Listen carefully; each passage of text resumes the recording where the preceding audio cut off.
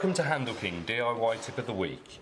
Have you ever been doing a spot of DIY yet missing the plastic plug to finish the job? Take 2 pen lids and simply snip off the clip on both. Insert the clips into the hole, and this will work just as a plastic plug would. And then you can take your screw, locate it in the centre of the plug before tightening.